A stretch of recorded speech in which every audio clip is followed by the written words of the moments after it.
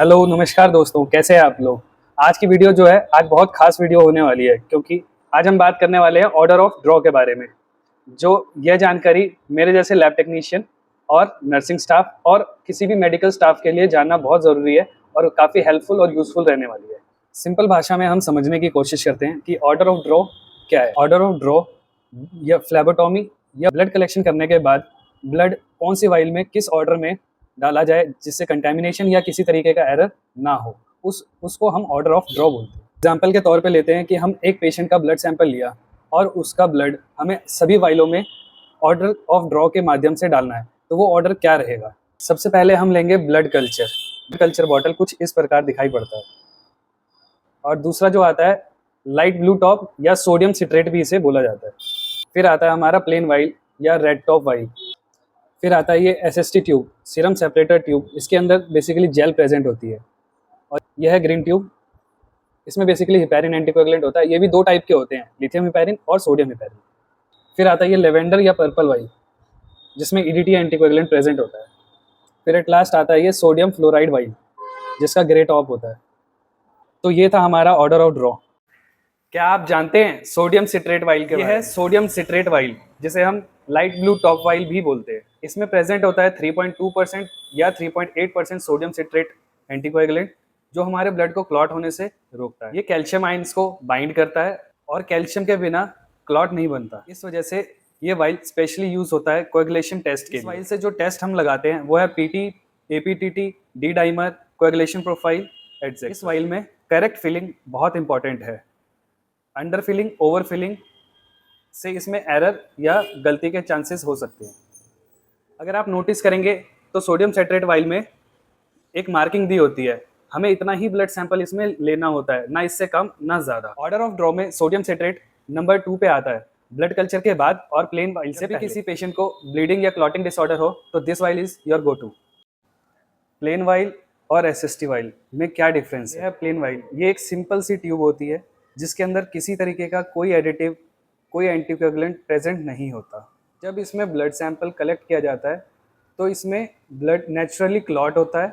उसके बाद जो हमें प्रोडक्ट मिलता है वो मिलता है सीरम, जो इसका सुपरनेटेंट पार्ट होता है। जो सबसे टॉप पे येलोइश कलर का लिक्विड रहेगा उसे हम सीरम बोलते हैं। ये है हमारी एसएसटी यानी सीरम सेपरेटर ट्यूब।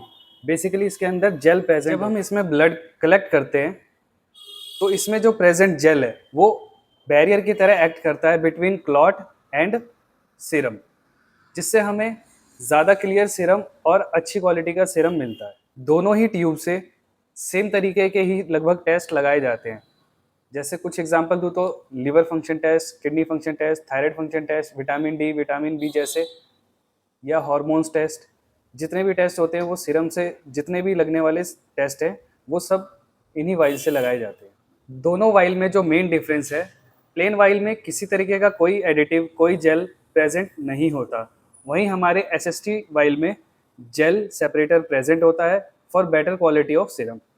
अगर आपको हाई क्वालिटी का सीरम चाहिए तो एसएसटी बेस्ट है, लेकिन प्लेन वाइल भी काफ़ी टेस्ट के लिए यूज़ किया जाता है।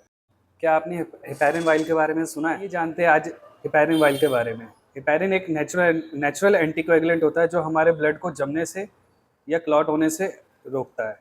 हिपैरिन को ब्लड थिनर एंटीकोएगुलेंट भी बोला जाता है। इलेक्ट्रोलाइट्स, अमोनिया, एबीजी और टीबी गोल्ड जैसे टेस्ट हिपैरिन वाइल से लगाए जाते हैं। हिपैरिन वाइल हमारे पास दो तरीके के प्रेजेंट होते हैं, सोडियम हिपैरिन और लिथियम हिपैरिन। हिपैरिन वाइल का यूज़ जनरली स्पेशल टेस्ट के लिए यूज़ किया जाता है। सैंपल कलेक्शन के तुरंत बाद हिपैरिन वाइल को आइस बॉक्स में रखना जरूरी है। ऑर्डर ऑफ ड्रॉ में हिपैरिन वाइल का नंबर ईडीटीए से पहले और एसएसटी के बाद आता है। क्या आप जानते हैं ईडीटीए वाइल के बारे में? यह है लेवेंडर या ईडीटीए वाइल भी इसे बोलते हैं। ये छोटी सी ईडीटीए वाइल लेबोरेटरीज में बहुत इंपॉर्टेंट रोल प्ले करती है। इसमें बहुत तरीके के ब्लड टेस्ट होते हैं जिनके बारे में मैं अभी आपको बताऊं। इस वाइल के अंदर प्रेजेंट होता है ईडीटीए यानी ethylene diamine tetra acetic acid anticoagulant.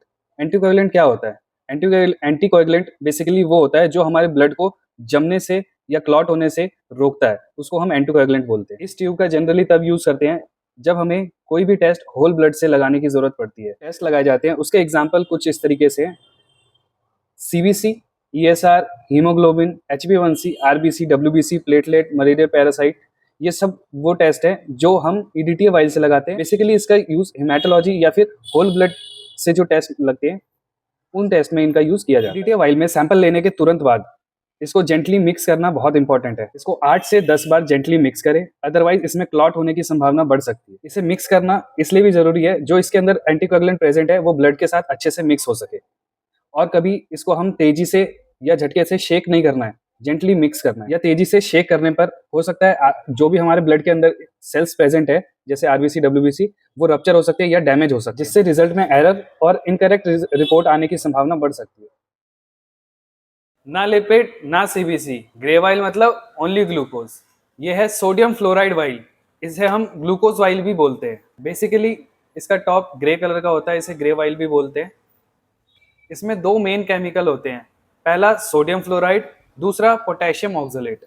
Sodium fluoride glucose के ब्रेकडाउन को रोकता है, जिससे हमारा ब्लड शुगर लेवल एक्यूरेट आए। इसमें प्रेजेंट पोटेशियम ऑक्सलेट एक एंटीकोगुलेंट है जो ब्लड को क्लॉट होने से रोकता है। Fasting blood sugar random, PP, GTT जैसे टेस्ट ग्रे वाइल से लगाए जाते हैं। ये वाइल ग्लूकोज को प्रिजर्व करती है for up to 24 to 48 hours, अगर हम इसे प्रॉपर टेम्परेचर मेंटेन करते हैं। ऐसे इंफॉर्मेटिव कंटेंट के लिए हमें सब्सक्राइब करें।